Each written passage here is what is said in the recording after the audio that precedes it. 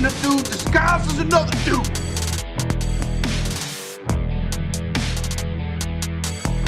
Strength and honor, strength and honor, strength and honor. Hello. My name is Inigo Montoya. You killed my father. Prepare to die. Why so serious? I could crush you like a worm.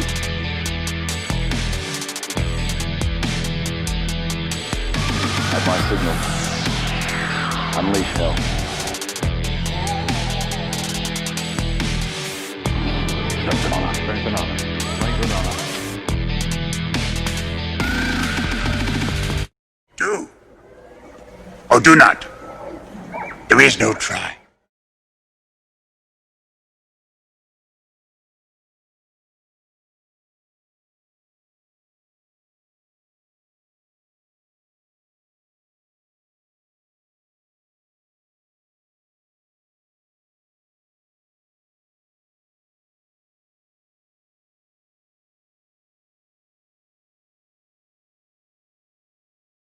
Very full. There we go. Now you guys can hear us. Welcome, everyone, to... we were muted the entire time. Shall we do it again? Yes, we shall. So welcome. Friday. Happy Friday, and welcome to Christian Warrior Talk Live, BYOB. We are celebrating making it through another week of mostly bad news. And here's to that. You made it. So cheers. Cheers. So in the chat, let us know that you can hear us. Tell us where you're coming from. Hey, no problem, Brandy. And let us know what you're drinking. Doesn't have to be an adult beverage. Tonight, again, till the president's out of office, we're going to be drinking. Why until he's out of office?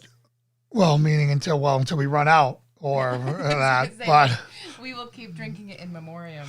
yes. But we have Trump Cab Sav from Trump Vineyard, the year 2016. One of the best, obviously an amazing year. Really good wine. Eric owns it. I really, really can't recommend it enough. They're not sponsors. They're just friends. They're clients of our other company. And we just think the world of them. And that's where we really got introduced to how great the Trump family is and how great that organization is on a whole. Yes. So good to see you, Salty Sam. Good to see you, Brandy. What are you guys, if anything, drinking tonight? Even if it's, iced tea or whatever, hit us. Make sure that you hit us with our cheers when we do this. Yeah. Oh. There we go. Strength and honor, strength and It's honor. so Friday. Strength and honor. Did it go? You guys heard a little Strength and honor, strength and honor, strength and honor. trying to catch up with me? Yeah, what's going on? Chocolate milk for Brandy. Brandy, why are you doing drinking chocolate milk, dude? I don't know. I think that's a good choice. He's on a diet. Oh, that's not a good choice. Not a Brandy. good choice, Brandy. Water. Like, come on, man. Like, milk's bad enough in itself. You're gonna do chocolate milk? You might as well get a milkshake, bro. No, it's like a step better than ice cream. Like one half a step better than ice Totally cream. calling him out. I'm just saying, man. I'm here to help him. And Salty Sam, it's good to see you. I hope everyone had a chance to watch our biblical life support with Ken Graves. If you haven't, I uploaded a edited version where I was able to really tweak his sound to make it better. He uses a pretty cheap lapel mic for his iPhone. If you watched his biblical series, It's Always Bad, It's Not Us. I'm trying to reverse engineer a better sound from him, but he's so knowledgeable. He's such a good friend and such a good mentor that even when he doesn't sound the best, it's still amazing. Yeah. So I miss having him in studio where we could have amazing sound and you guys could get that. I dropped for the few of you who are over on Facebook. If you see in chat, I put a link to the YouTube video. As much as possible, if you're able, we're driving people to YouTube because those viewing minutes count more for us on YouTube than on Facebook. So If it's all the same to you to switch over to YouTube, please join us there. Otherwise, you are welcome to continue on Facebook. So, Ken hit a lot of good. I am so down with that Bailey's and coffee mix that you were making. All right, Chris. Good to see you. You got Makers 46 in the house. No, not that. Get in, get on some of that. Yeah, and hey, thanks, Brandy. Ken is awesome. I'm so honored to call him a close friend and a mentor of mine. And I wouldn't be nearly as far along as my walk with Christ if it wasn't for him. Mm-hmm. He's just what he does for me, and I don't agree with everything with him. Like, I don't agree on his prepping stances and all that stuff. Yeah.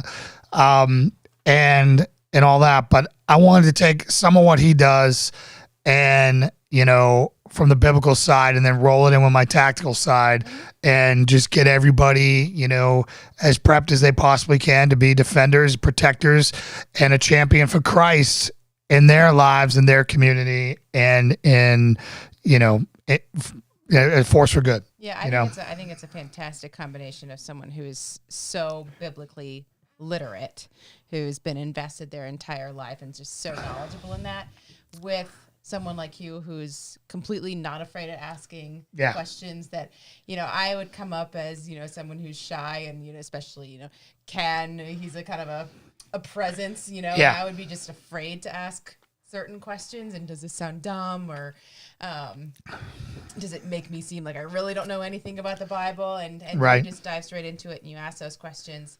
And you're just so good at holding a conversation. So I think it's such a good balance, and people are learning because everyone's like, oh, I had that question too. Yeah. So I think it's a great combination. Well, thanks for that. I think. Oh, and that is so kind of you guys talking on the thread there about they're wanting to get a good mic for Ken. That is kind, but he's technologically challenged. So he's running everything through an iPad. So, would a good mic help with that? Like, can you get a better version of the mic to work? It really just depends, but I don't want to make it a burden on him. Right. So, and if we end up in Maine visiting him, will I set him up? Yeah, I'll set him up. But other people have bought him really nice stuff and he doesn't really use it because it's a gizmo that he doesn't know how to run, and he literally knows how to turn it on, point it, and go. So, well, I appreciate that. I mean, but if we can think of any solution or anything kind of to that. If you guys can dig in there and come up with something, that'd be great. Like I said, we are going to try to reverse engineer his signal into our soundboard and dial up that so it won't sound like clear like ours sound, but it will be hopefully an appropriate volume. So because I can mix it and dial up into and be all fancy. When he's not live, I can totally do that. Right. I can totally, like, if we're just recording, I fix it all. It sounds great and it's good to go. It took me a while to get that because, again, I'm a knuckle. Thank you, Sam. Yeah, I'm a knuckle dragon door kicker and not sound movie video internet guy, but I've had to learn some things to get this going. So for all you guys on Facebook, we really appreciate you watching over there. If you want to do us the biggest favor of all, if you jumped over on YouTube, it really would help us. We're really close to being we're really getting close to being monetized over on YouTube, and it's going to be like $1 in the beginning, but we'll take it. With gratitude. But it just allows us to turn on some features and do some things that will make it easier for you guys to support us.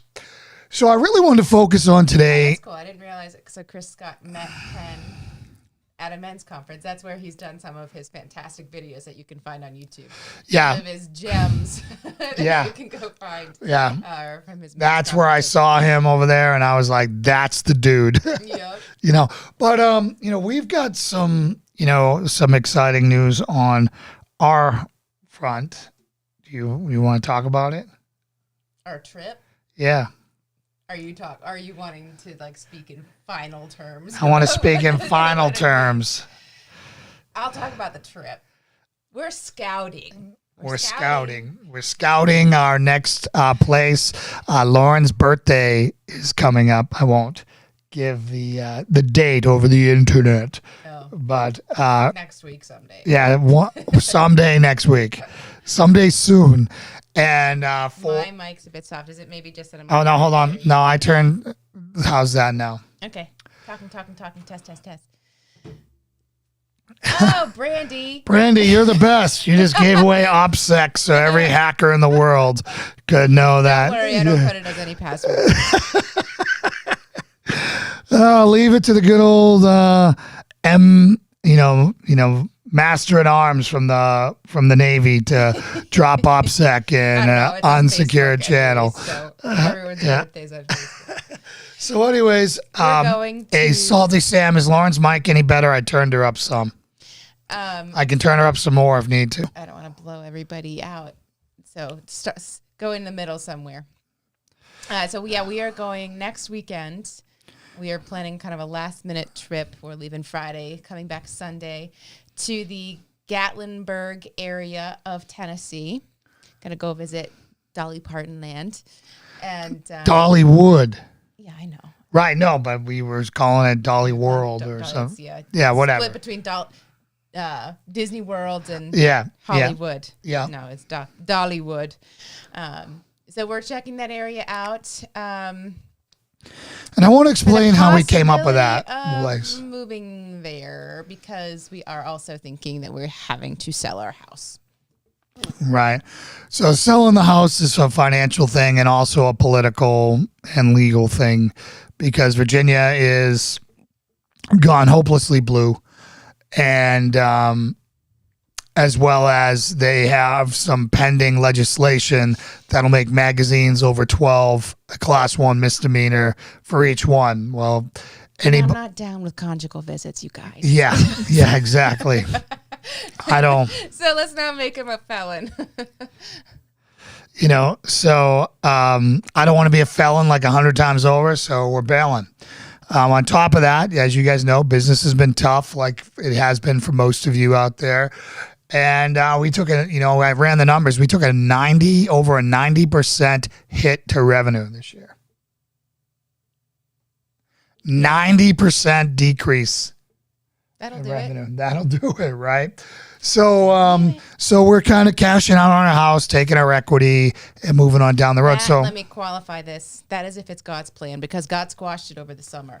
He squashed it over the summer because he didn't want us in Blue Maine with, up there, even though Ken's up there, which was a good thing. We'll feel a little bit more confident if it's God's plan. Yeah. Hey, Jim, good to see you, brother. Oh, poverty. Yes, exactly. Yeah.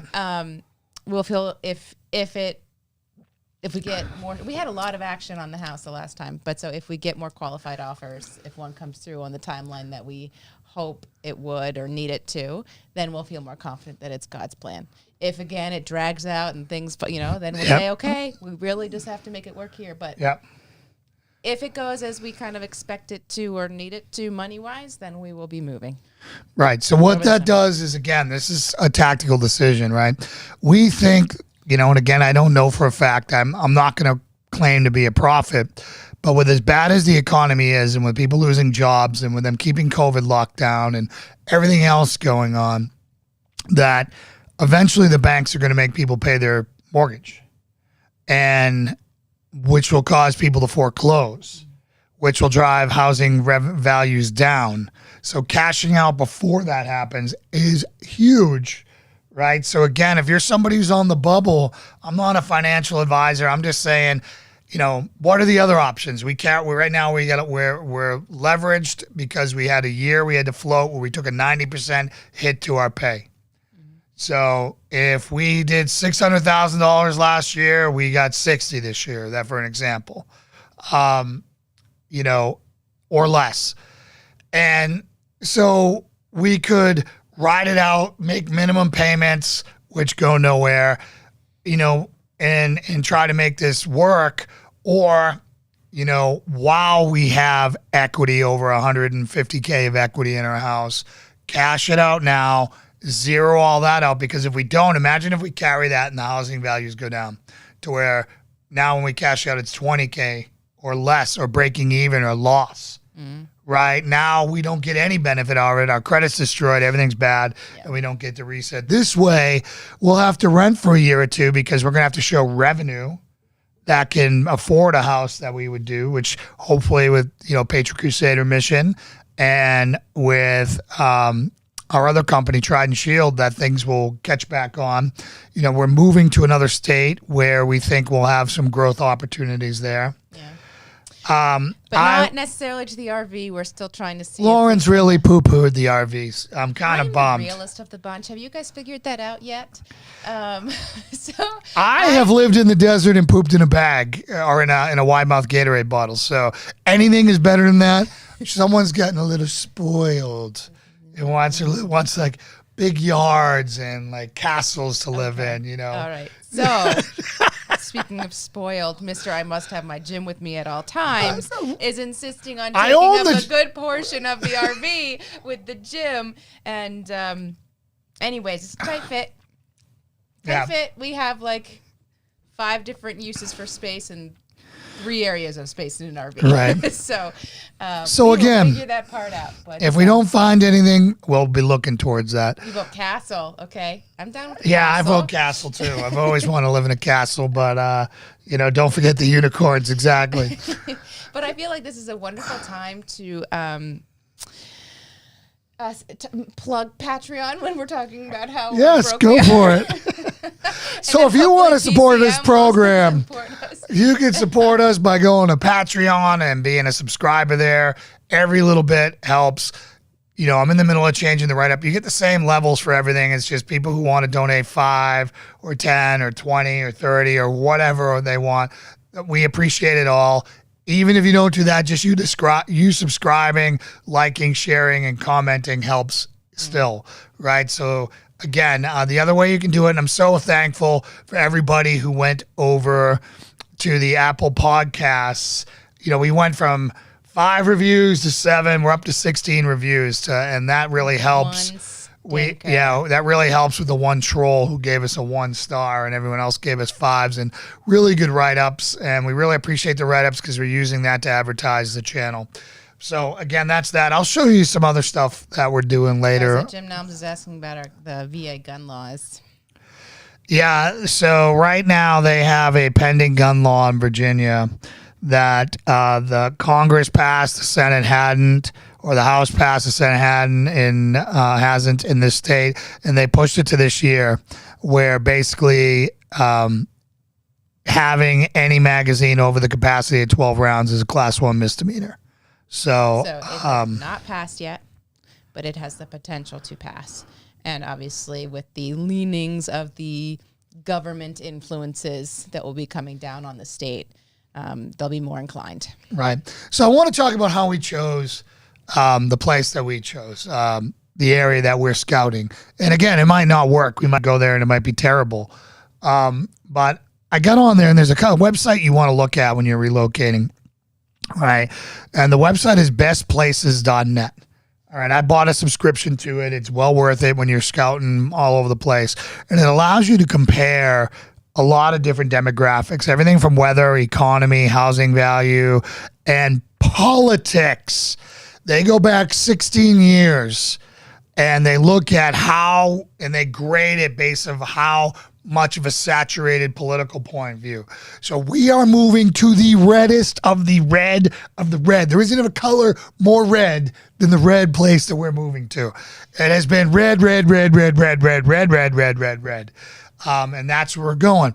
But that doesn't mean we're not going to have issues there, right, guys? I mean, because one thing the liberals know how to do is they get one LGBTQ activist in there, and then they start making changes in the schools and in the church. They get a really left-leaning pastor in one of the churches, and they start poisoning the minds, right? They start poisoning the minds. It's okay to have a transgender or a drag stripper come in and do drag stripper story time to your kids in the library, talking about, sex toys and everything else. That's a great idea, right? Yeah. So we wanted to go someplace where we could sit there and say, no more, not an inch.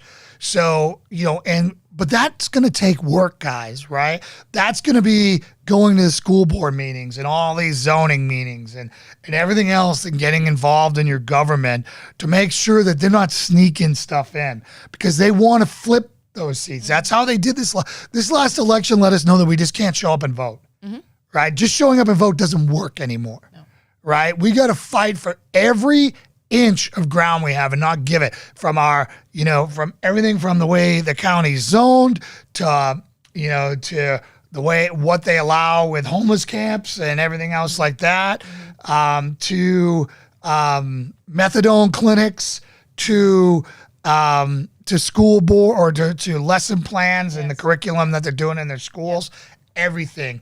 And if people don't do what they want to do, unelect them. Don't vote for that judge.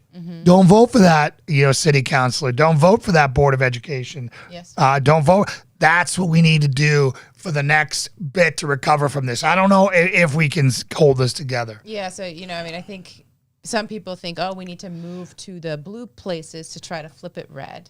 But I think you would say that I'd the say no. energy worth spending is going to the red places to ensure that they stay. I think you have to get super red and then expand from there, right? If you have a super red place that is doing well, people are going to want to see it and want to copy it and go forward.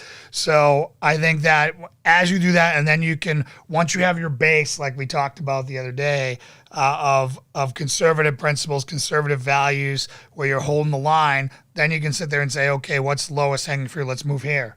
Let's move here. That's what they do. Right. And, and get politically active and start working in those areas and start campaigning and working on the local elections where they are.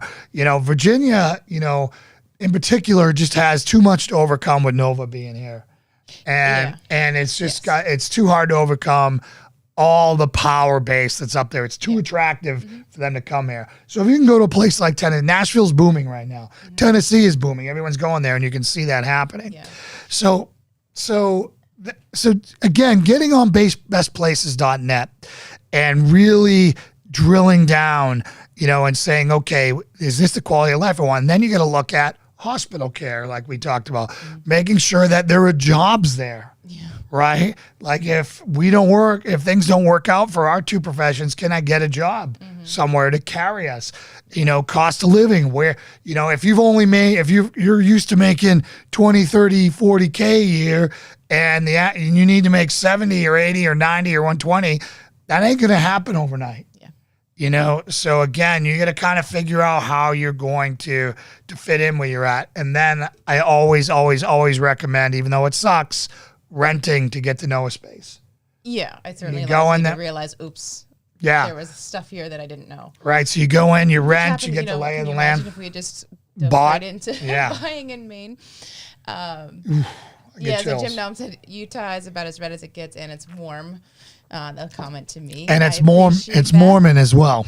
Yeah, I don't think that you would move. You can have 10 wives there if you want, and Mitt Romney could be your senator. I don't think you'd move anywhere that produced Mitt Romney. No. Anything that has anything to do with Mitt Romney, I don't want to touch. Yeah. But yes, you're correct. And I would say, as far as kind of gauging where to go, and you have this app and kind of other things to do when assessing it.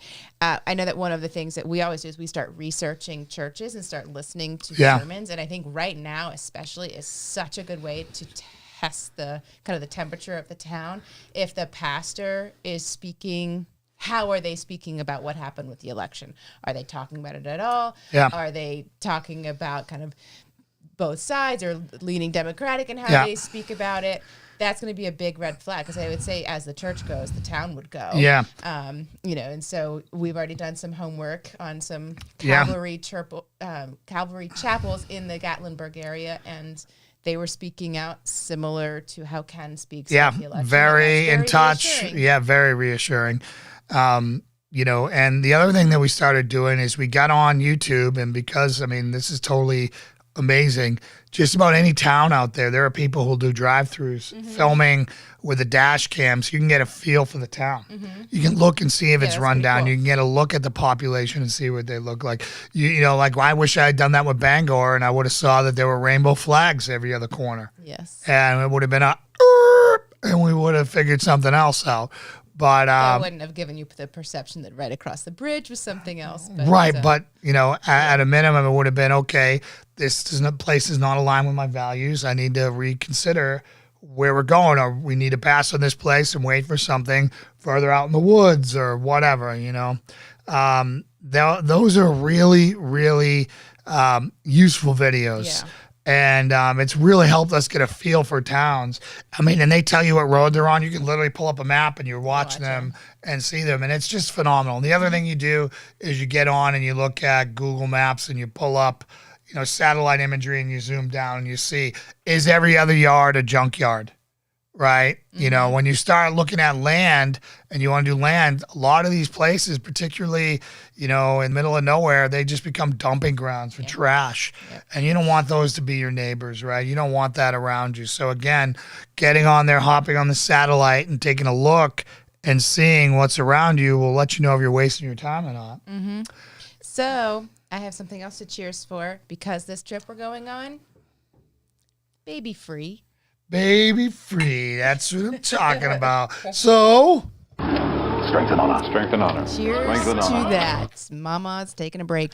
So we're hoping that a good friend of ours, Mike and Jan, are going to come with us on this little expedition, and we're going to have a great time. But I would like to say a prayer for Mike right now. Yeah. He's got some health issues going on. He just had his gallbladder removed like a few weeks after he had a knee replacement.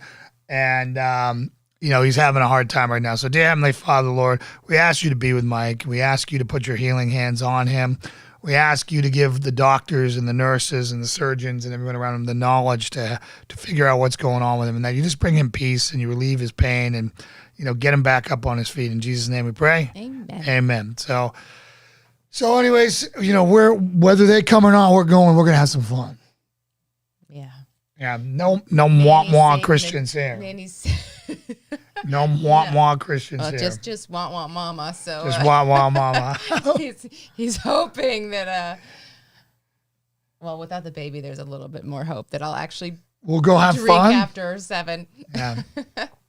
So awesome. Anyways, then I was talking to a friend of mine who's kind of a legend in the country music industry. I won't say his name. And he's already like, hey, I'll get you VIP passes to Dollywood, and you get to meet Dolly and all. I'm like, man, this is great. She's about one of the best people on the planet. She's so nice. Yes. That'd be so darn cool. So anyways, for all you guys. Saying hi to Chris Scott's wife. Hi. Thanks for joining us. Thanks for joining us. You have Appreciate your it. coffee? Make sure you get a little Bailey's up in there. Highest town in Tennessee is what? The Italian Stallion. I don't know what he's saying there. That was about Mike. Oh, yeah, the Italian Mike. The highest town, I was looking at Mountain City, Tennessee, which is about 30 minutes or less from Boone. That's where I wanted to go, trying to get over to Boone. And then we saw Gatlinburg, and it's just really booming over there. It's a massive tourist town. Which everyone's gonna be like, boo, tourist town. Pigeon Forge is right next to it. That's where Dollywood is, and they got all these museums and rides and all that's fine. But we want to live, 30 minutes or so away from all that stuff, right? And it's right at the entrance to the Smoky Mountains. It's beautiful. So if you're, we got very spoiled in Charlottesville. Charlottesville is beautiful. Mm-hmm. It's surrounded by mountains. You're in the Shenandoah Valley. It's amazing, right? And we don't want to give that up. So we're kind of looking to replace that with just less crazy people. Mm-hmm. And less crazy policies. Yeah. So we're really trying to kind of pick this up and go somewhere and be able to do that. So that's Nelms, do you know much about Mountain City, or just that it's the highest town in Tennessee? I think we're going to drive through it. We're going to drive through Mountain City, and we're scoping it because they don't have a single day in the 90s there, which is a good day for me. That's fine. Not one day over the 90s. I don't need 90s. Yeah. I'm not that crazy. Yeah. So we're going to go there and we're going to check it out. And again, the goal is to be somewhere around 30 minutes around those areas where it's more neighborhood and it's not touristy or wherever, where you have different, you grow different grocery store, different whatever. So we're going to look at the suburbs around there. Mm-hmm. Knoxville's a great place to fly out of. Knoxville's a great town in itself. It's just too big for what we want. 168,000 people or whatever it is, or 180,000 people. That's way too much. I like less than 10. I prefer like 2, which is Mountain City. But Mountain City's 2 hours away Your from barber is your teacher, is your Yeah, your exactly. grocer, is your- You know everyone. Someone walks down the street, like, who's that? Yeah. I don't know that guy. Who is that? That's the type of place I want to grow up. So, You want to grow up. I mean, yeah, I want to regrow. You're done and I'm grown, not my grown up yet. What are you talking about? Strength and honor. Strength and honor. I'm not grown up. No way yet. They do say that Not your a- husband is your extra child. I'm not a child. I'm just saying I haven't reached want phase yet.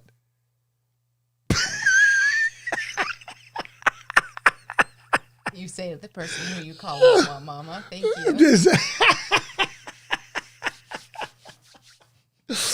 But I think it's going to be cool to be able to bop over to Nashville and go hit the honky tonks and have a good time. And Honky tonk. yeah, With a boot stomp.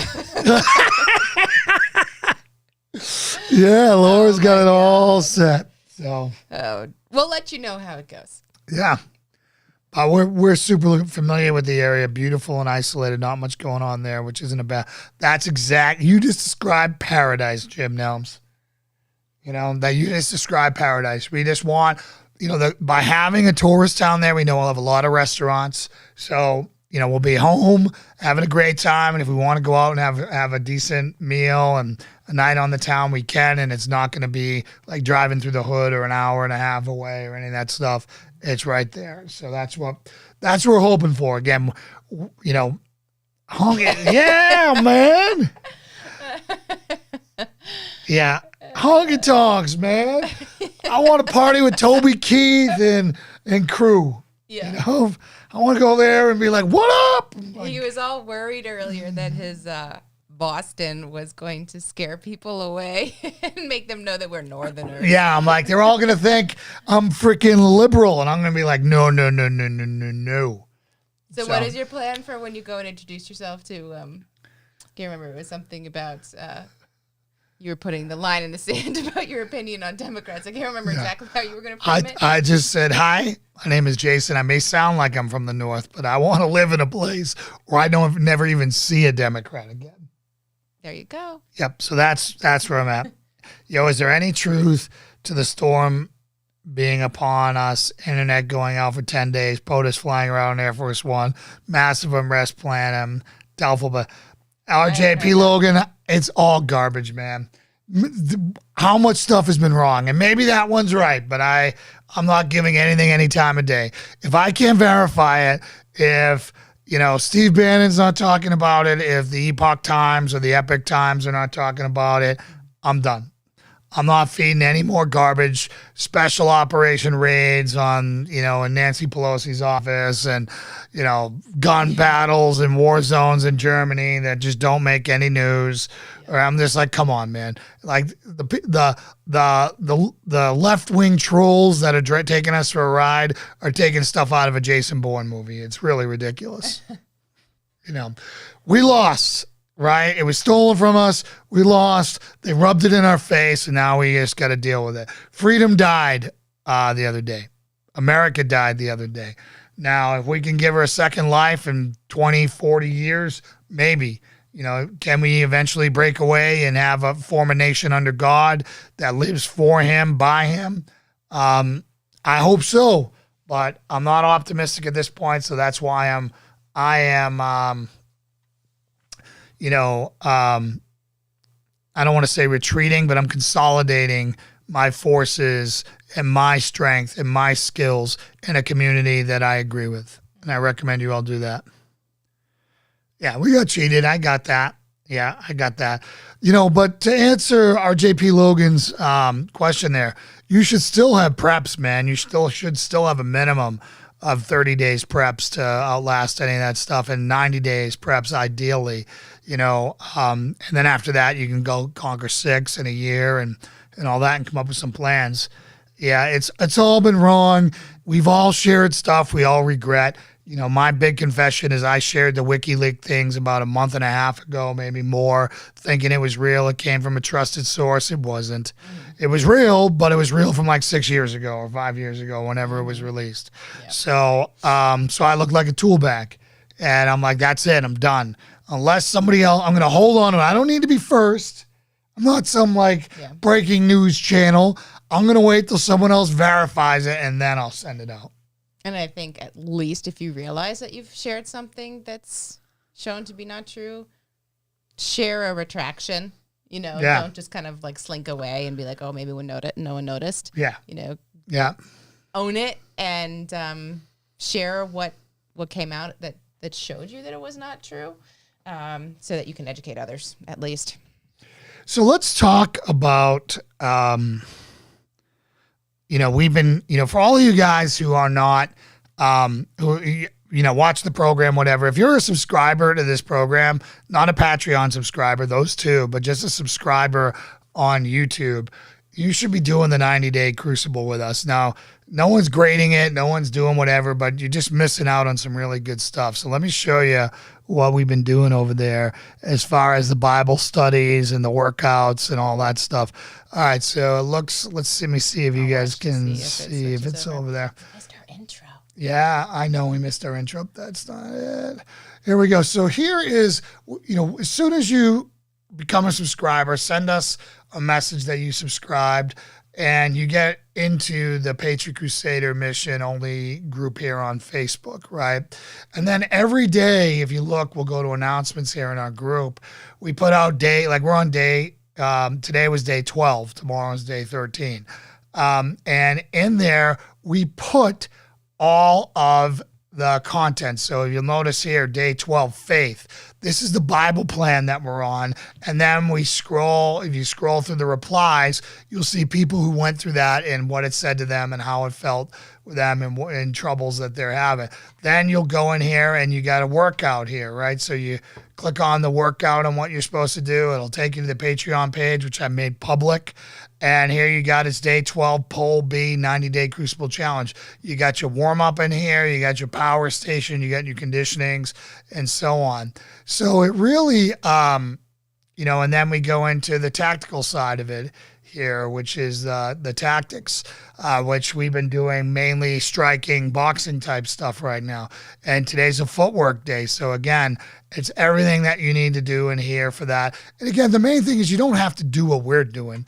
We know guys who are in plenty good shape who do their own thing, and that's fine. Just post it on here and see what difference of a change you can make in 90 days, deliberately pursuing, your faith and your walk with God, deliberately putting your health at the forefront of everything you're doing, deliberately trying to become a better warrior with your tactics, and then finally, deliberately pursuing, better relationships with your loved ones, your wife, your kid, your friend, your family, friends and family, and then just reevaluate at the end of 90 days. Is your life any better?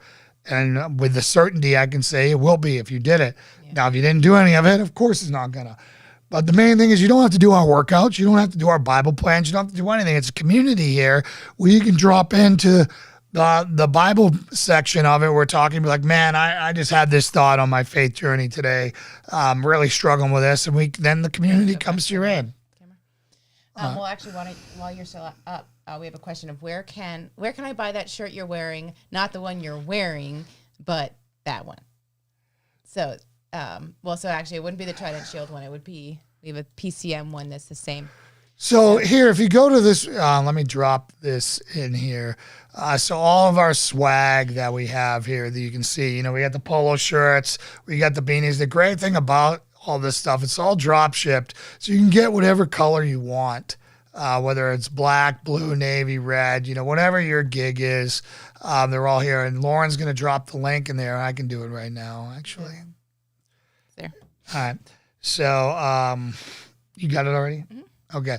So you can go in here and you can say, all right, hey, I want the I Only Kneel for One Man Christ shirt. You click in here and you can pick your color. That's what it looks like on the back.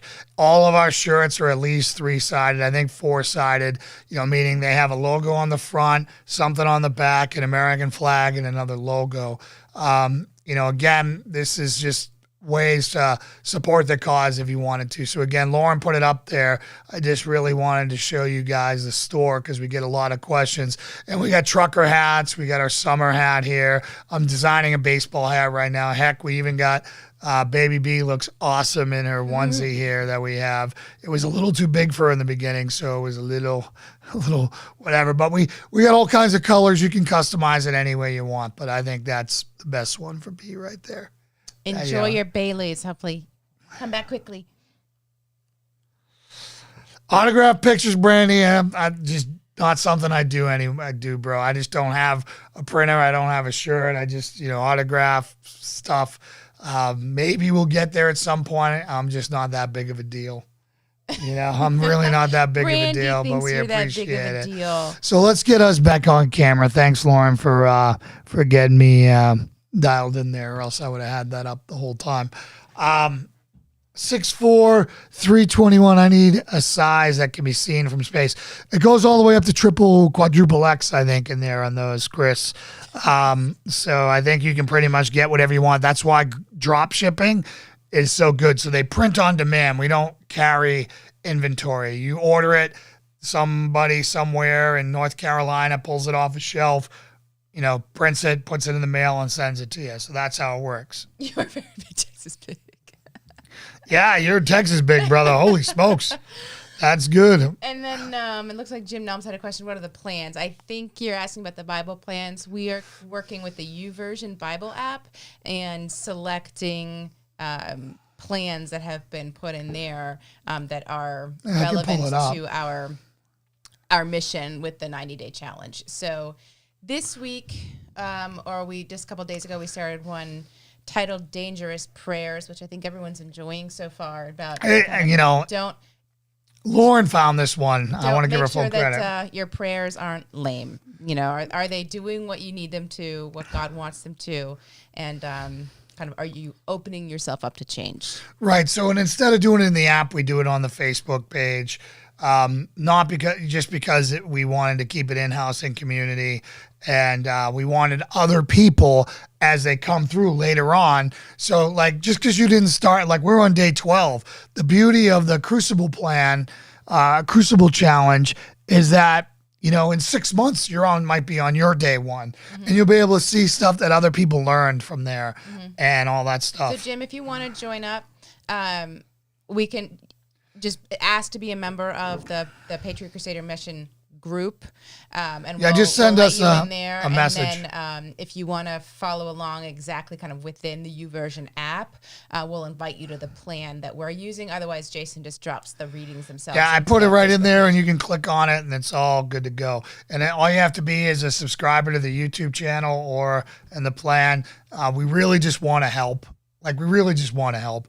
When I started being a Christian, it took me way too long to get here because I was turned off by the beta male weakness of the church. I had this warrior inside me. I had the desire to fight evil. I had the desire to be a champion for good, but no one around me was doing that. And I just couldn't relate because of that. Sweater wearing priests, pastors around. Sweater vest wearing. Even worse. And salmon colored short wearing. But do you want to transition to talking about some of the plans? Yeah, so I wanted to cue something up. So you guys know that Lauren is relatively new in her faith. She's a few years into it now. And she did a very mature testimony on her prayer life on Instagram. It went live just right before this because it took forever to upload. Do you want to talk about it a little bit, Lauren? Do you want to Sure. You did such a good job. I figured that, people here would be great. So the reading from our plan today was about kind of fear and anxiety, and what do you personally have fear about, and then should you have fear about it, or is it something that you are withholding from God? So a lot of fear that we have is something that if we properly hand it over to God, our fear would not be there. And there were some examples in the devotional write-up kind of explaining all of this kind of things that you might have fear about, fear about your personal health or fear about your job or all this stuff. And then there was this line in there about kind of if you have fear about your finances and your ability to pay your bills, are you withholding that from God? I can't remember exactly how it was framed. What is your faith, or how big is your faith from God if you don't trust him enough with that? Yeah. Something like that. And that one hit me really, really hard because Jason can tell you the money stuff has always been my hardest thing. And especially recently with COVID and everything, we talked about it earlier in the episode, but we on a month-to-month basis are not guaranteed. Owning a small business in general, people kind of know how that feels. We're not guaranteed any money on a month-to-month basis. It depends on kind of what our clients and our prospective clients do that month. And so the entrepreneur's lifestyle. We've had many months where it's been terrifyingly close to that we cannot make bills or, picking and choosing which bill do we pay and who do we kind of nudge off to the side for a little while longer. And I have had so much anxiety about that. That's the thing that keeps me up at night, that makes me sick to my stomach, is thinking about kind of when I really recognize our financial situation. And I was thinking about this today and this reading and reflecting on it and thinking back on all of those times that I just talked about, that, all of those moments where how are we going to pay this? And that every single time we've been able to, and that every single time God came through for us. And whether it's that a friend stepped up and said, I want to give you this gift, with no expectation of returning it back, or that the opportunity to get a small loan or what have you, where a client came through, we've always been able to make it. And I have not said thank you or appreciated God for those moments nearly enough. Can I pause you right there? Yeah. I think that's the most important thing, right? I don't think we say thank you to God nearly enough for the blessings we have. We tend to focus on the things we don't have. Yes. Right? We tend to think on all the things we don't have, and we don't look around at the things we do have. I know people with an awful lot of money whose marriage sucks, they're miserable, and they think about killing themselves all the time. Yeah. Right? I know people like that who looks like they have everything and whatever. If you ask me, I think we have an absolutely amazing relationship. I've never been happier. My family life, if you ask me, is a 10 out of 10, between you and I and baby B, right? Beyond that is complicated, but in our unit, it is amazing, right? And that is what's most important. And the fact that we're all on the same page. You don't know how many friends I have who they're believers and their wife or their husband is complete atheist, opposite side, and there's so much disaster in those families. Yeah. And it's just, I'm just so thankful that we're all pulling in the same direction for the same team. We see the world the same, and we're making progresses, and we're pursuing, eternal life together. Yeah. Right. And that is so darn important. So anyways. No, that's all true. So kind of in reflecting on this and thinking about how God's come through in the past on all of these financial low points for us, it really hit me that I have not applied that faith forward. That I don't, when I'm having a new issue or new concern about finances and kind of really, the situation we're in right now at the house, and thinking down the road and saying, I'm not seeing the light at the end of the tunnel money-wise right now. I can't say, okay, I haven't said God's been there for us in the past, so of course he's going to do this again for us in the future. For some reason, I always go right back to that same anxiety. And so I think that's reflexive sin that we talked about. But go ahead. And I can recognize that, but it's very hard to turn that off, that spigot of stress and fear and anxiety. Because that's faith, right? It's, and then it's the line of kind of what is having faith and saying God's got this, and what we're supposed to do, the work that we're supposed to put in for it. And then it's the question of kind of, does is God providing? And I think a lot of people, and I'm certainly to blame because I am lamenting the fact that we are likely going to lose by intentionally lose, sell this wonderful home that This we dream have. home, yeah. It's a It's dream home of ours. Big home. It suits our needs in every which way, and then some. I love the property, all of that. And so I could twist it that by losing it, I could say God didn't provide. But then I'm trying to keep the perspective of I still have this loving family that Jason was talking about. I'm still going to have a roof over my head. It's not going to be this roof, but it's going to be a roof. Mm-hmm. I'm going to be able to put food on my table. I will be debt-free. And that is provision. God is providing in huge ways through that. And I think we as a material culture, we get so caught up on providing being what we want versus what we need and what truly moves us forward. So that was my reflection on the reading today. Well, I know you guys will join me in this. Let's give, and people are calling out for strength and honors for you sharing your story. Let's all give a strength and honor to Lauren for getting vulnerable there and sharing her story with us all. So, Strength and honor. Strength and honor. Strength and honor. Yeah. So, we got some other things here. Chris Scott said, Lauren, I suffer with the exact thing and thinking you are not alone. Prayers. Brandy Hemp, concerning fear, I can go to a regular bar and pick up my sailors, but I'm not scared to go to a dirty bar. But I'm scared to go to a dirty bar and pick up my sailors. Sailors must fend for themselves. Is that still considered fear? I don't really understand what you're getting at there, Brandy, except if you're worried about getting sucked into something squirrely because you're in a bad environment, and hanging out in that strip club, at which point it should not be you to go. You should flee fear. You have to be there for your boys, but you need to grab somebody else and say, I can't go in. I'll be in the car. Right. So, we kind of talked about this. There are people who are strong in their faith, their belief convictions. They are mature in their faith, and they are the special forces of the faithful. They can go behind enemy lines and do amazing things and not lose themselves. But every so often they have to come back to base to get zeroed out, right? To come back, to drift to center. All right.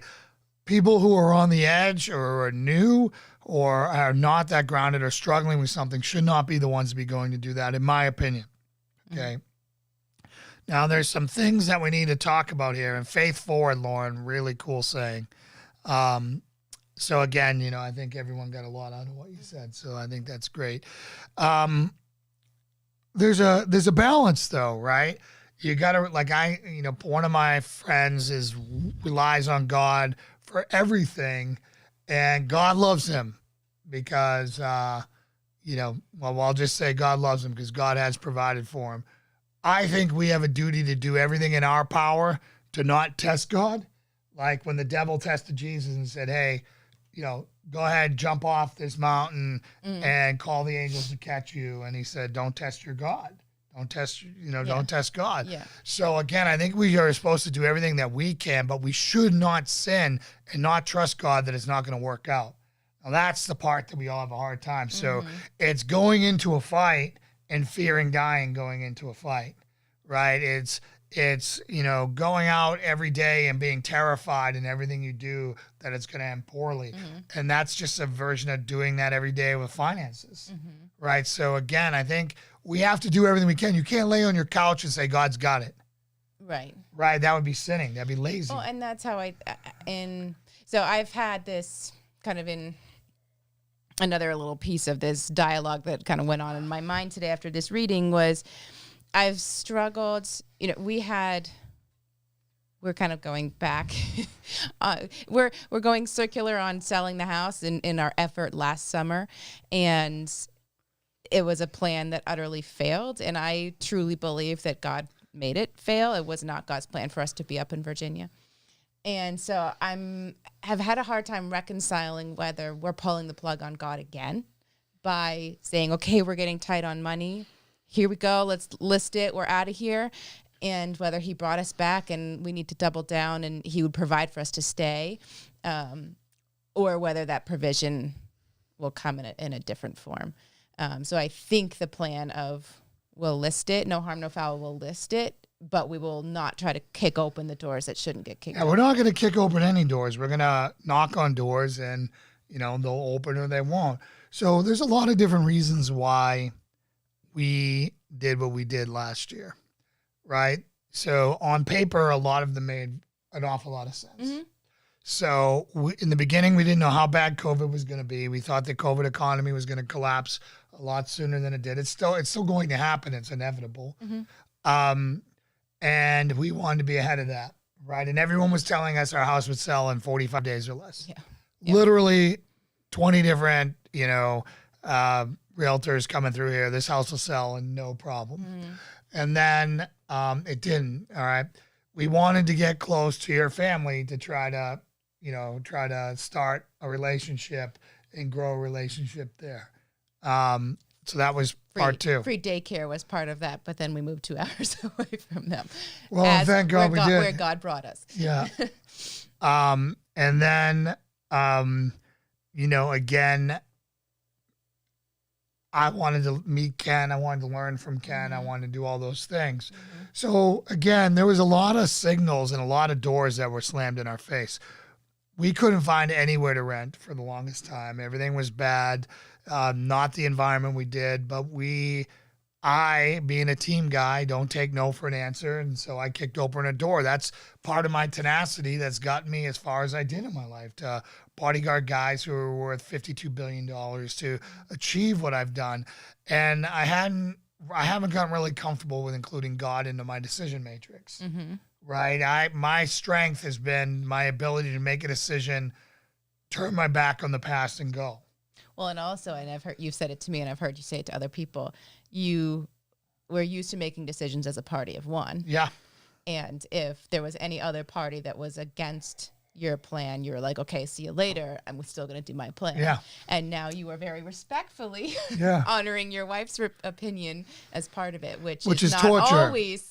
Yes, it is. Torture. It's totally torture for him. It's like making a decision that should be, a 2-prong decision and making it a 42-prong decision. Because I'm a woman and that's what we do. You're a woman and you're a Shaw.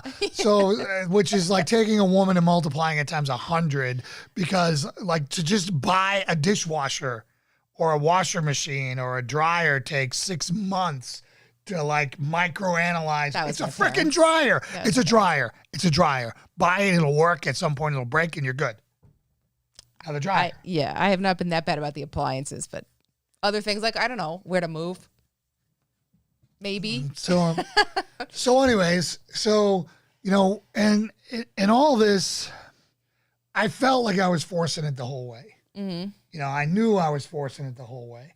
But I felt like I was being noble because I was going there to pursue a relationship with Ken, and I was doing the right thing by trying to rekindle a relationship with your family. And, I thought I had all these noble intentions, and, Well, it doesn't discount noble intentions. You don't. No, I had all these noble intentions. And then, considering the COVID and how bad it was an isolated town. It was a great town to ride out COVID. I mean, we had food delivery for the first time in our life. I mean, it was amazing. Yeah. The house wasn't optimal, but it worked. And we went from living in the country to living in the city, which we hated. And we went from living in a place where, we thought, you kind of knew how everyone thought too. They jammed it down your throat, they thought. If I saw one more sign that said, we believe in, LBGTQ Science and blah, blah, blah, and all this. And just jammed down your throat where you felt like literally it was like being a cowboy in like the wilderness. I always love those signs because it's like, those signs like, oh, so you're a Republican? Even though they were.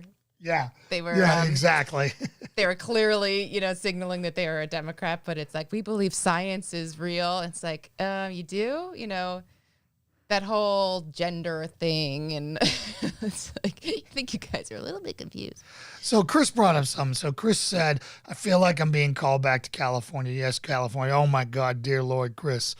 But for the first time, I feel like I'm being led to Godspeak Church, where I met Ken, and I'm so lost. Don't blame me on the lost part. Yeah, don't blame me on the lost part. It's hard to find good pastors, but they are out there. And now the greatest thing, one of the greatest gifts we've had is Welcome back, Sam. Hope the juiced up coffee is is working for you. Yeah, one of the greatest gifts that COVID gave to us is everyone put their sermons online. Mm-hmm. So you can get an idea of who your pastor is. Pick an important date. That's how I know my pastor is garbage or not. I go and I pick an important date, and if he does a lesson plan that he put on a calendar a year ago and doesn't address the issues of the day, I'm all set. He's not my pastor. And right now we have some really recently, and you can see how they feel. Yep. And you're going to get a really good idea if they walk the line or if they are a men of conviction. Yep. And that's Chris, are you feeling called to be involved with the church, or just that's where you should attend? And I don't know. I mean, you know. And where are you at right now, Chris? I'm sorry, I don't know exactly where you're located. Well, he's typing. Yeah. No. So, what was your feedback on the reading today? So the reading today, like I said, is I loved it. I've spent a lot of time. I'm a risk manager. I live with risk, and my whole life is about balancing the scale of risk to benefit. And that's what I do as a profession. It's who I am. That's all dwells back to my atheist roots, right?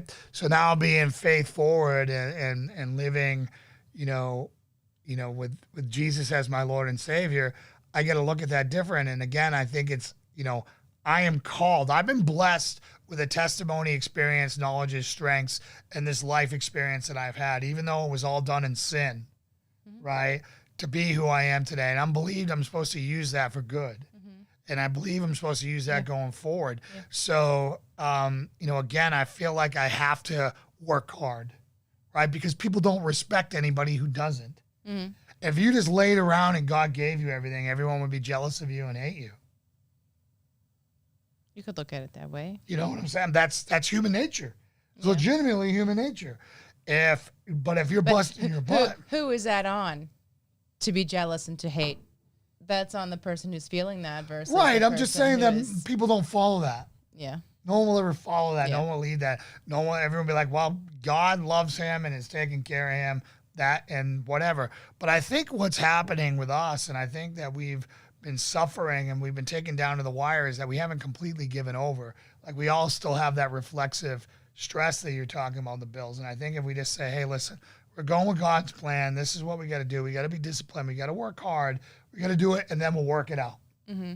It's kind of like, for those of you who played, I hate using this analogy, but it's so effective. It's kind of like playing zone defense. Everyone goes out there, does their job, is in the right place, and it just works out, right? Sometimes there's an interception. Sometimes there's a fumble. Sometimes you're there and nothing happens, but you're all reading and reacting, and you're playing off the team, and I think that's how it should be. Las Vegas. Okay, Chris. So you're in Las Vegas. Brother, one, I think you got to get out of there. I think the city of sin is real. And I'm sure there are Bible-believing Christians and people that need to be ministered there. If you're being called away, I felt the same thing. When I saw Ken speak, I'm like, I need to learn at this man's feet. And then, I went there. I became friends with him. It was awesome. And then, he was gone a lot. Night, Brandy. Thanks for joining us. Night, Brandy. And, things weren't going well. We were struggling. Business didn't pick up. We were double paying. We had our mortgage that was sitting here on hold, but we were paying someone else's rent someplace, and it just really wasn't ideal. So I was like, you know what? I made friends with Ken. I talked to Ken about it. I asked for Ken's advice. He's like, Jay, your whole purpose up here might have been just to become my friend. Well, and I thought he told you, and tell me if I'm not reflecting this properly, that it's okay to put a timeline on God. Yeah, he's okay. He's like, it's okay to put a test on God and to say not a test, but a measure marker, a time limit, and say, hey, I'm going to take this to this point, and then I got to turn around. Mm-hmm. And let's face it, I think coming back here was one of the best things for our relationship. Mm-hmm. Yes, it was hard. It was another move and this and that. I feel totally different moving this time, being in the house and selling the house instead of, being away and counting on someone else to do everything and not knowing what's going on. Well, do you want to talk about, I think every time you communicate with him, and especially after your Wednesday episodes where you're really kind of diving in and having a deep-hearted conversation with Ken, you always come up and you say, I miss him so much. I'm kind of feeling like we should go back. That's 100% true. And, how to reconcile that I've had a harder time taking on board, being like, I can deal with moving, but moving just to go back is a bit bigger of a pill to swallow. Well, to be completely honest, there's a lot of unearthly reasons, selfish, sinful reasons, and why I don't want to go back. My parents and all of that stuff. Yeah. Your family being one of them. I had great hopes of them being the family that I don't have, being that all my family is gone. That didn't work out. And the tension that rolled into our marriage while we were there. Mm-hmm. Then there's the freedom-loving part of me and the I want to get red, the retreating part of me that wants to do that. And again, that's another reason that has nothing to do with God. Yeah. Has zero to do with God. But I don't want to go to Maine, which is a blue state, even though the top half's red. I don't want to go there and have, LGBTQ jammed down my throat and everything else jammed down my throat and just be around. I want to finally be in a town that I love. Yeah. I haven't grown up in a town that I love. And again, maybe that is garbage. Maybe, what is that? Morgan Whalen, I can't love you more than my hometown. Mm-hmm. I want my kid to have that experience where I've always felt like I didn't fit in where I was at. And I wanted them to be around in a place where they felt like, what? That is home. Yeah. It smells like home, feels like home. That's where my family values are. That's where people are like me. Mm-hmm. So. I think the part that I have your reasons for not really considering the going back part, you just listed off kind of your earthly reasons. I think the part that for me is having a hard time wrapping my mind around is that at least I feel strongly, and I think or thought that you were kind of on that page too, is that we felt that God did not want us there, that he brought us back to Virginia. So why would he then send us right back? That's because of how powerful of a testimony that would be. We forced it, right? He made good of it with Ken. And then either if it was impossible to move back again, I would say absolutely no, right? And it doesn't matter. And we went there, and I'm not moving for when I was moving to Maine, I thought I was moving to Viking heaven. I thought I was moving to the White Mountains in New Hampshire. For God versus for the earthly things. Well, I thought I was, I did. I thought I was moving there for that. I thought I was moving there to have a relationship with your family. Being around in COVID and challenging times, being around a family unit is desirable, right? Instead of 10 hours away or 12 or 14, 2 hours was plenty, right? And then, I thought I've always had this pull because of my ancestry, my heritage, whatever. And, the way I grew up is I wanted deep snow drifts and snowmobiles and icy lakes and skiing and manly stuff. And, and I wanted to see moose and I wanted to see wildlife. I'm a city kid. I didn't see my first deer till I was 20. Yeah. And then I go to Maine, I see none of it. There are no animals in Maine. In my backyard in Virginia, I have herds of deer going through here. I have hawks flying through here. I have turkeys and everything else you could ever imagine, foxes, everything. Bears. I go to Maine, I don't see anything except for porcupine quills and my dog on the last day on the way out. Truth. All of that is true. I can speak from someone who's from Maine. Way more animals here. So Chris says, I feel that God has told me the blue is my mission field. So you want to go be behind enemy lines, Scott. Thing. Yeah. I don't think so it's a you want right. thing. You feel like you're being called to go behind enemy lines. Family and community is huge. That was the hardest part about leaving the fishing village of 1,000 people in the ground. I believe that, Jim. You were playing an integral role there. And it was Costa Rica, I believe. And, being around and particularly when you don't have big government involved. If you think about where our life went wrong or where our community started breaking down, it's when the government and business intervened, right? It's when, you used to have to be a good neighbor and a team player in your neighborhood, because when your house was on fire, you needed everyone around you to grab buckets to throw it on and to put it out. And then they helped you rebuild, because there was no such thing as insurance or no such thing as government policy, government coming in and redoing it. You had the people around you had to want to do that, and they did it, right? And you were all independent. Now everyone's a complete jerk to all their neighbors. They all live alone. They're all islands around each other, and it's totally different. So, so I think that that's been a part of it. So the reality of wanting to plug in and helping feed the homeless in my community, and wanting to be a part of the solutions to the drug addicts in my community, or the veterans of PTSD in my community, and having a community small enough where I can feel like I'm making a difference, right? Where I'm really weighing in and making a difference. Churches were the safety net. Exactly, Salty Sam. And that's what Calvary Chapel in Orrington, Maine is still that. Yeah. The cop, when someone gets in trouble, they don't call the cops, they call Ken to go get their kid. That is the type of community that you want, and that's the community your church should be. Yeah. And so how do we reconcile? How do we know? So I know when we were talking in a podcast, I think on Monday, about this kind of consolidating towards this heavier red environment, which naturally is going to have fewer non-believers.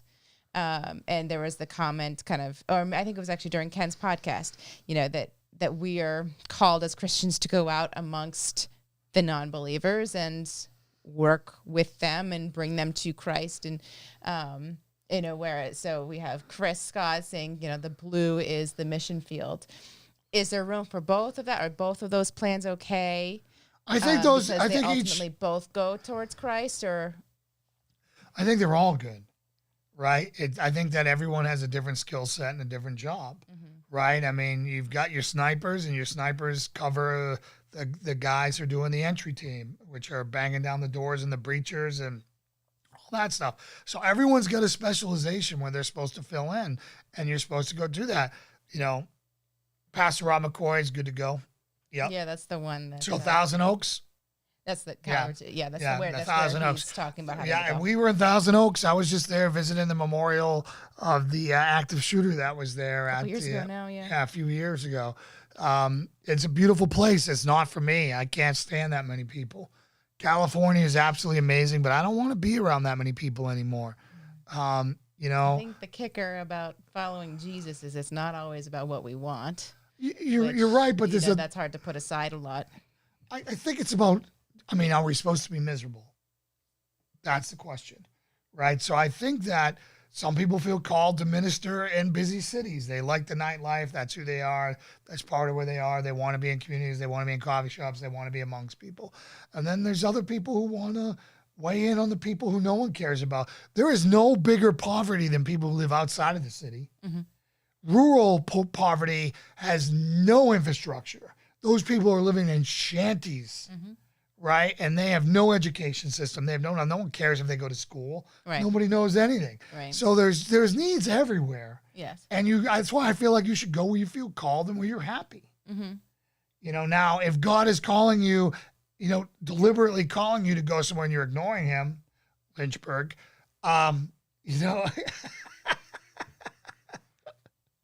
there's a story there if you haven't heard it.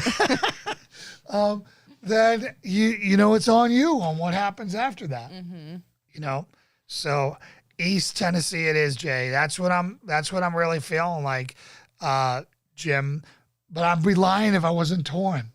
There is a big part of me that I feel like I need to go get around Ken Graves, learn at his feet, learn everything I can. What? I just banged them.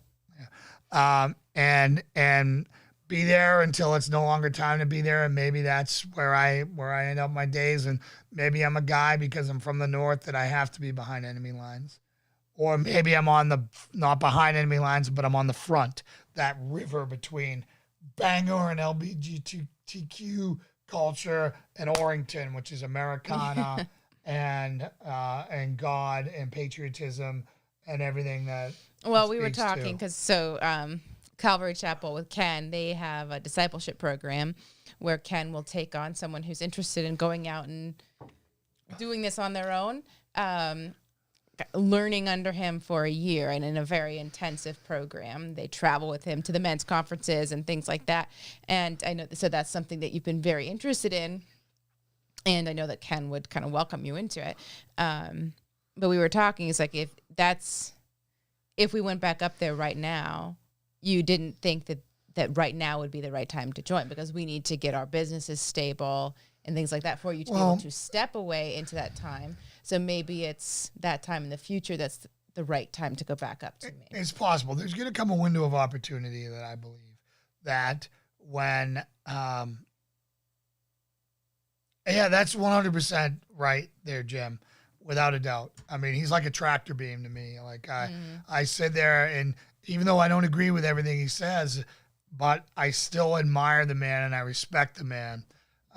There's nothing phony about him. And he's been such a good friend to me already and such a good mentor.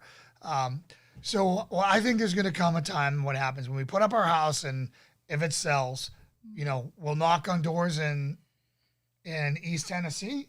We'll knock on doors in Orrington. And whatever happens, happens, is the way I think that we should play this. I think those are the cards we're dealt. Am I allowed to pray for God to put me in a warmer climate? Yes, you are. You are. Okay. Well, I'm so down for summers up at the Calvary Chapel. Right. And then there's hybrids of this where we go and we spend the summer there and whatever. But I just think right now where we can own, right, we're not going to be alone for 2 years or something like that. That's your draw to the RV plan. Well, no, but what I'm saying is, like, what a great time to go to Maine where you're not bound there forever. We go up there, cement our relationship, do it this time, do it slightly different, renting, going all in with Ken, the podcast, all that stuff. And then knowing that at the end of that, we're sailing off to go plant a church Let's or a leave ministry all of somewhere. your extra stuff here in storage. Yes, sure. I don't know. What do you guys think? It'd be interesting, you guys, to have an outside perspective on what we have going on. I'm like half a dozen of, one and six of the other, Is that the right Well, I saying? think I murder those half things. dozen, 1, 6 another. I think we need to go. We have our kind of step one plan. I'm a very visual person, so I've never stepped foot into Tennessee. And so I think my step one is going there next weekend and feeling it, seeing it, being able to start daydreaming it, and see if that kind of what on paper makes sense and all of that, if there's really God speaking to us through that. We know what the main version of it looks like. Yeah. So, I mean, again, I pretty much know now what it's like to have doors slammed in my face, and I'm never doing that again. And I believe that the opportunities will present themselves when they come, and we just play the cards we're given. Mm-hmm. If everything unfolds magically in East Tennessee, well, then we go to East Tennessee. Mm-hmm. If it's the same old problems trying to get up to Maine where it was a catastrophe, Well, I know your biggest fear is the dynamic with my parents. Yeah, coming right back to what it was, and then therefore the dynamic in our marriage. But I think going in with different expectations would help that as well. It would definitely go with that, and we would have to work around those problems. So Chris Scott says, tractor beam, what an analogy, but perfect. Ken drew me right in. Yep. Absolutely. And then Jim Nelms, RV Living, Promised Land TV series. That's the concept with doing the RV thing would be doing the podcast on the road. So Promised Land. I don't know what Promised Land is. Like this is our travel to the Promised Land. Yeah, I mean, that's literally what we were thinking, Jim, is where we would travel around the country, go to shooting schools and tactical schools and talk to preppers, and then again, talk to pastors and talk to Christians and where they're struggling, and then hearing their testimonies and all those things. If there wasn't the baby and the 3 dogs and maybe the other baby. Again, like I said, she needs a castle now, guys. Yes. My little nonprofit worker that I met who was living above a garage needs to have the only alternative to not having an RV or not wanting an RV is that I want a castle. Exactly. I mean, there's nothing in the middle there. She doesn't want a Viking Lodge cabin. She wants like sheetrock everywhere. If I wanted a castle, I'd want all my stone. Stone's cold. You would hate it. That's what I'm saying. You guys are putting me in a castle. I don't want a castle. Yeah, exactly. All right. We got a call for strength and honor from from Chris Scott. So here we go. Strength and honor. Strength and honor. Strength and honor. So what are you guys' thoughts? I mean, is it on you? Is it on God? How much due diligence do you have to do? How much do you work on it? For me, I've always thought that the more resistance that I had, the better it was going to be on a breakthrough on the other side, and it was going to be great. That's not what happened in Maine. That was like the first time I encountered that, where I worked so hard, where we overcame so much to make it happen, and then it freaking sucked. Well, in our exiting, Not everything there sucked. was my fear that, are we pulling the plug on this too soon? Did we get uncomfortable because things didn't go quite as we thought? I think that's legitimate. And there was a lot of stuff that actually was there because all of the stuff that came in line when we first went there. He walked into this church and was immediately like, okay, he's going to be the security team guy. And then Ken was talking about always wanting to open up a gym for youth in the city there. And they were like, oh my goodness, this is like the pair made out of, from heaven of Ken and Jason doing the gym and all of this stuff lined up. And we're like, wow, this was it. This was meant to be. And then things kind of fell apart in that same way. The security team blew up because there was a lot of egos there, of course. Always is. Nothing worse. And then for all you guys in security, there's nothing worse than dealing with a church security team. You get a bunch of wannabe tough guys who have no idea what they're doing that you're going to have to deal with. Yeah, and then the church finances shot down the starting the gym effort. And so that imploded. And so then all the second guessing came in of maybe those weren't God signs. Maybe we're not supposed to be regret that. I do regret that. So I think feel like you can look at it either way. And that's the hardest part, is figuring out which way were we supposed to look at it. And I remember from one sermon, I can't remember, City Church, I think, talking about that there's not always like the one right answer, that sometimes there's situations that God's like, just pick already. It's like, and I'll make either one of them work for you, for my glory, I'll make it work. Just pick, and that we go to God and we're so indecisive and show us. And he's like, just make a decision. Yeah. I mean, maybe we did pull the plug too early, but I just remember being burned so many times and another weird offer coming in on the house, right? Literally, guys, you guys who've been watching the show know, we got an offer for almost full asking price of our house the day before. Like, we had tractor trailers out in front of our house to load up the next morning. Literally, it was there. Literally, they were there already.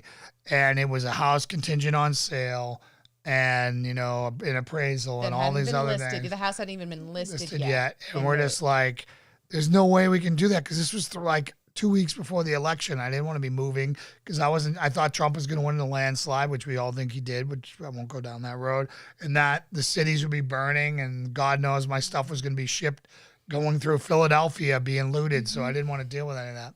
Sometimes we project too much of our own hope or images in the future we want, that it can cloud our ability to hear God's desire for us. Salty Sam, I am so guilty of that. And I sometimes think that, I'm so busy and I'm such a go-getter that I don't ever pause to get verification for God or to listen to God. I just charge. My motto is charge. When you're scared, charge. When you're hurt, charge. When you're doing any of that, charge, because that'll get you through it most of the time. A massive amount of action, work, effort, and I'm sorry, did you just drop some Boston there? Did I? Effort. Did anyone else hear that? The wine. Okay, keep going. So again, I don't often stop to hear the voice of God. And again, I'm not one of those guys who hears him like James Earl Jones either. So, You got something you want to add in the conversation? I'm going to drink now. Go for it. You want to go Boston? If you can, go for it. No, I'm good. I just.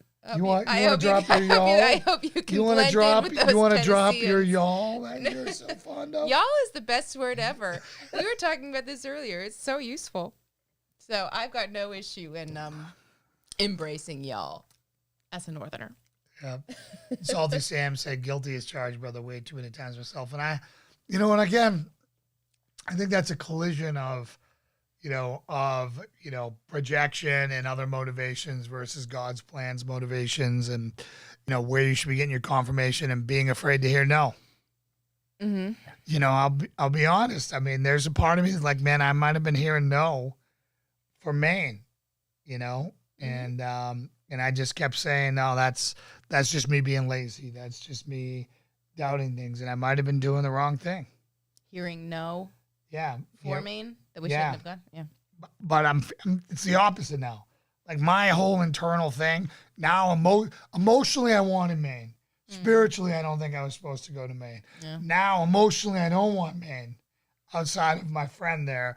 And, I want deep red South walking around screaming America at everyone around there and, praise Jesus and having everyone being like, praise Jesus and drinking sweet tea together and everything else, and y'all, exactly. And y'all. Yeah. You all is great. It says you all is great. Y'all, man. Y'all. I think y'all is the most brilliant word out there. It's effective English. It's effective. Very. Yeah. Use guys. Use guys. Yeah. So I think y'all sounds a little nicer than that. yeah, it does. It does. You want to give your best fake Southern accent? I don't have a good fake Southern accent, other than y'all, which I'll work on it. Yeah, I'm not a chameleon. I just kind of get more middle of the road. The more I go until I start having wine and I start saying F it. It takes my effort. Lauren has an amazing fake Boston accent. It's funny because she has none. Yeah, I'm from Maine, but I'm an imported Maine. I was born in Maine, but my parents weren't. In southern Maine, which I've been told is not even Maine. When you go up it's Massachusetts. north, the true Maine, they disown southern Maine. What plural of you all? Y'all. Yeah, y'all is already plural. Y'all's already pure plural. Or else it'd be you.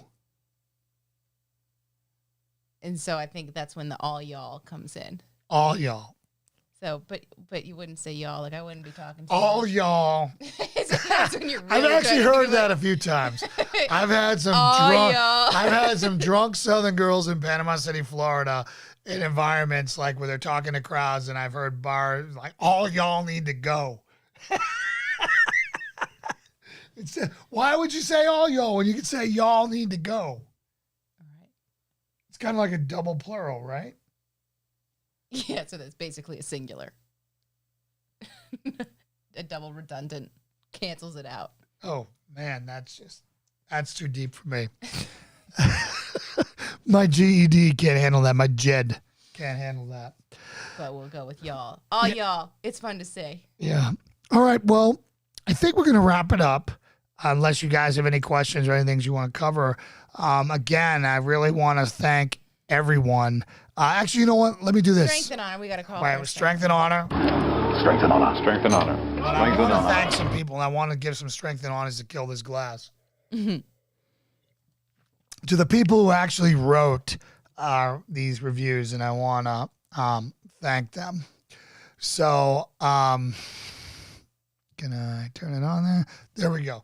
So you go to the page, you scroll to the bottom, and, just some really great stuff. I want to salute, I don't know who Perio is, but whoever Perio is, honest and tough conversations on how to strongly and humbly serve the Lord. Excellent podcast.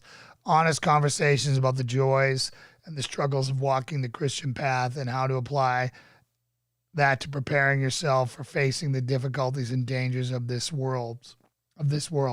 5 stars is not enough. I want to thank you, Perio, for that. So again, I won't read them all. I'm just going to read that one today. We featured it in our advertisement, actually. So, strength and honor to Perio. Strength and honor. Strength and honor. Strength and honor. What's the opposite of strength and honor to the guy who gave us 1 star? Oh, yeah, we had some troll come in. You know, there are a bunch of lefties that love hating on us that come in and try to kill our podcast. They give us thumbs down and they do everything they can to make sure that we don't grow, on top of the shadow banning that we get from either side. So that's why it's so important for you guys to do the right thing and help us out here with we'd be honored if you guys would write us a nice 5-star review on the Apple Podcasts, on Facebook, wherever, and share and like all this stuff. So thank you all so much. Unless you have anything else, I'm going to pray us out, all right? Hope you enjoyed your beverage of choice. Weak and frail instead of strength and honor. Weak and frail. Weak and cowardly. Yeah. So, all right, so I'll pray us out. Dear Heavenly Father, Lord, we come to you now with heavy hearts still. Our nation is reeling, and we are shaken. But we know that we can turn to you, Lord, that you are the ultimate bolster. You are the ultimate courage. You have told us not to fear, and we shall not fear anything but you, Lord. And if we fear you, then we have nothing else to fear. So, Lord, we ask that you come in now, heal our nation, speak to everyone in the audience, and let them know what they're supposed to do in their lives. Where do you want them, Lord? Where do you want all of us? How can we serve you? We answer that call right now, Lord. And we pray all these things in Jesus' name. Amen. Amen. All right. Thank you, guys. I love you and appreciate each and every one of you. So God bless. Have a wonderful weekend. Christian Warrior Talk. Out. Out.